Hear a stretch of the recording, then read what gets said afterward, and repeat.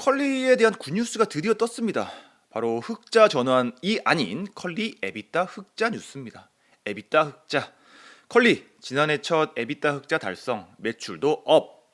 컬리는 작년 비식품군 카테고리 확장에 집중하면서 외형 확대 성과를 봤다라고 합니다. 또한 출범 처음으로 에비타 흑자를 기록하는 등 내실 강화에도 속도를 내고 있다. 에비타는 세금, 이자, 감가상각 비용을 차감하기 전에 영업이익입니다. 설비 투자를 하는데 쓴 비용 이런 것들은 빼고 계산하는 거죠. 컬리의 2024년 매출액은 2023년 대비 6% 증가한 2조 1,956억 원으로 집계가 되었으며 같은 기간 에비타는 137억 원을 기록하며 첫 흑자를 달성했다라는 소식입니다. 만년 적자 회사로 유명한 컬리였는데 드디어 적자의 마수에서 벗어나서 꽃길만 걷게 되는 걸까? 분위기를 보면은 흑자 기조로 돌아선 것 마냥 긍정 일색이고요. 기사 내용에 의하면 모든 면에서 그냥 다 좋아지고 있다고 합니다.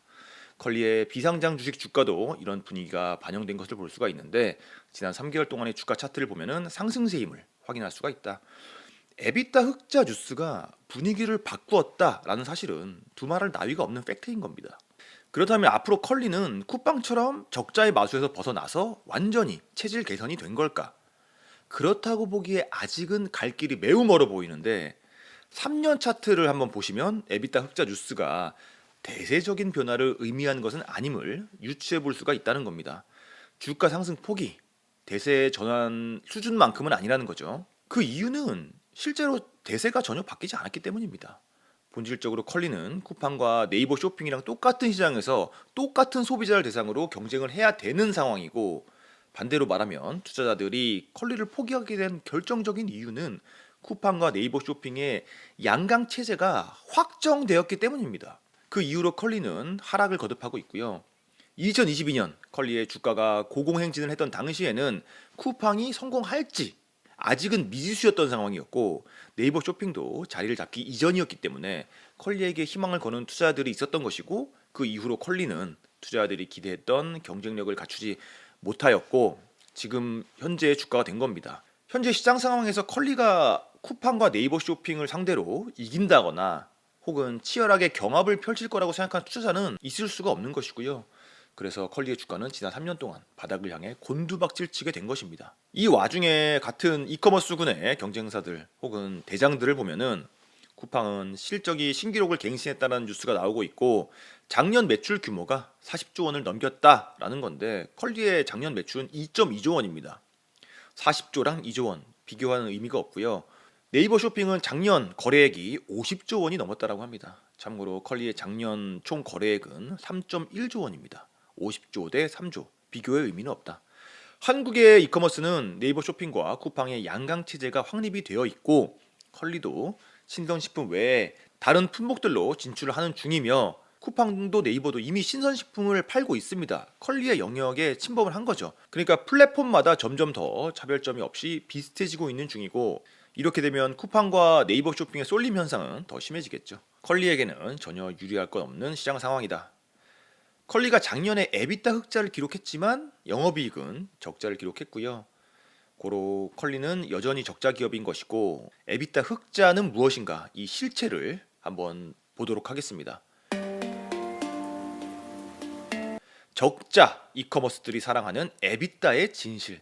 에비타 흑자라는 꼼수를 기업들이 이용을 하고 있다라는 기사를 주목해 볼 수가 있는데, 에비타 흑자라는 것이 마치 적자 기업들의 맞는키처럼 투자자들에게 기대를 불어넣기 위해서 사용되고 있는 방법이라는 내용이고요. 이 기사에는 그런 기업들 중에서 컬리도 포함을 시키고 있습니다. 왜 이런 꼼수를 쓰는 걸까? 당연히 잘 되는 것처럼 보이기 위해서 쓰는 거겠죠. 컬리는 2023년에 무려 1,436억 원 적자였습니다.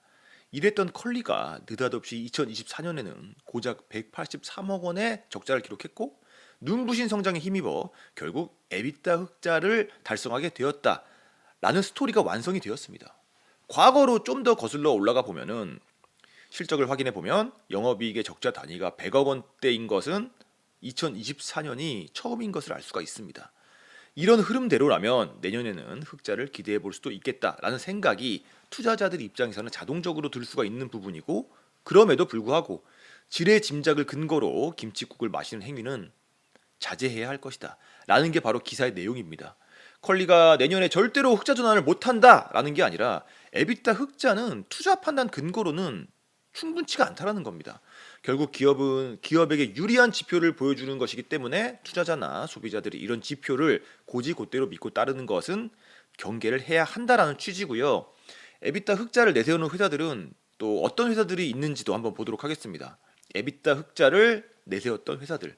지난 2020년 3월 티모는 창립 이후 처음으로 에비타 흑자를 기록했다라고 밝힌 바가 있다. 당시 티모는 일시적 비용 감소가 아닌 지속 가능하도록 설계된 흑자라고 주장을 하며 연간 흑자 전환이 가능하다라는 전망을 내놓은 것이고, 그러나 막상 뚜껑을 열어보니 결과는 흑자 전환은커녕 631억 원의 손실이었다라는 거죠.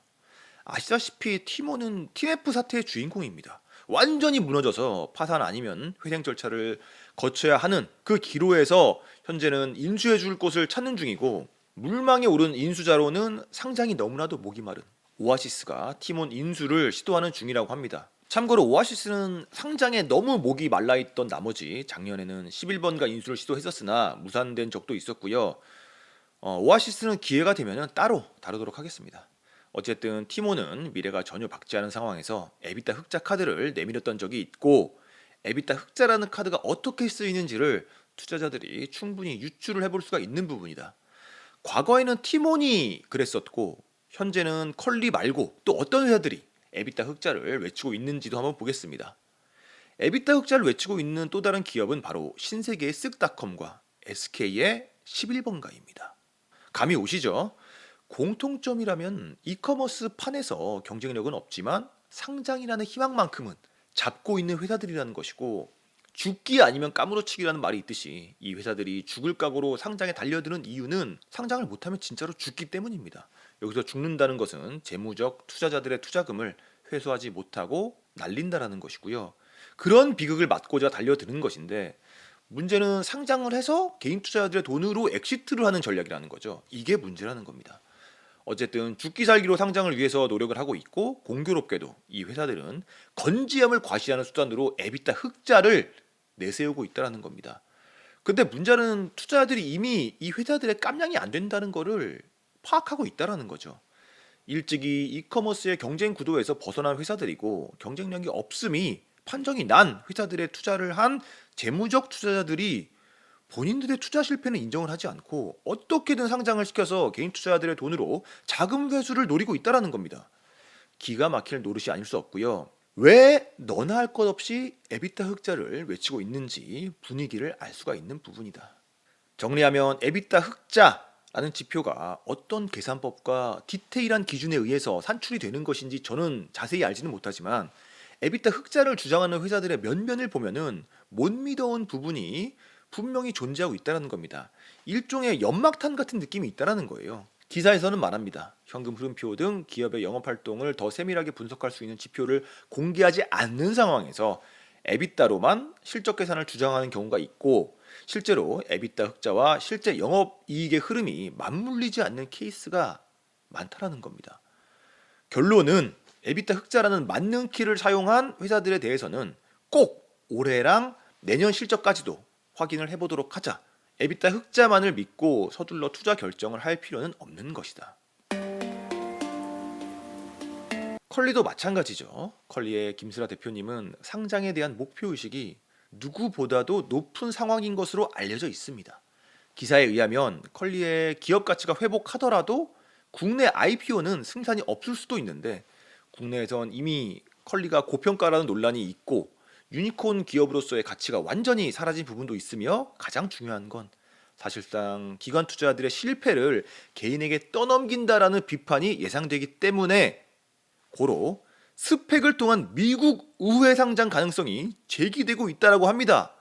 너무나도 놀라운 사실이 아닐 수 없는 게, 한국에서 안 되는 걸 미국에서 도전을 하겠다. 정말 엄청난 도전이라고 생각하고요. 근데 이미 기관 투자자들의 실패가 확정시 된 것을 국내 투자자들은 눈치를 챘기 때문에 국내에서는 안 되니까 미국에 도전을 한다라는 얘기잖아요. 그러니까 한국 투자자들은 안 속을 것 같고 속아줄 것 같은 미국에 도전을 한다라는 건데 어이가 없다라는 겁니다. 과연 이게 가능할지도 의문 부호가 너무 많이 달리는 부분이고, 어쨌든 기사에 의하면 그런 상황이라고 합니다. 컬리의 방식은 심플하게 이해할 수 없는 부분이 너무나도 많습니다. 김슬아 대표님의 이제까지 행보를 보면은 황당한 게 너무나도 많은데, 특히 성공한 것도 아니면서 방송을 통해서 성공 코스프레를 정말 많이 해왔었고, 또한 기업의 펀드멘탈에 투자를 해도 부족한 기회비용을 몸값 높은 셀럽을 계속 사용하면서 마케팅비로 소비를 해왔었고, 이제는 영업이익이 여전히 마이너스인 상황에서 에비타 흑자를 내세우면서 건지함을 과시하고 있는 겁니다. 실제보다는 과실을 중요시하는 경영인에게서 기업의 약점을 제대로 파악하고 개선할 수 있을 거라는 기대감은 전혀 들지 않는다라는 겁니다. 그럼에도 불구하고 컬리가 흑자 전환도 하고 이커머스 경쟁 구도에도 포함되기를 개인적으로 바라는 부분입니다. 이게 왜 진심이냐면은, 그래야 소비자들이 반사 이익을 얻기 때문이며 이커머스 회사들이 영원히 경쟁하기를 바라는 입장이라는 겁니다. 오늘 방송 여기까지고요. 도움이 됐다면 구독과 좋아요 부탁드립니다. 감사합니다.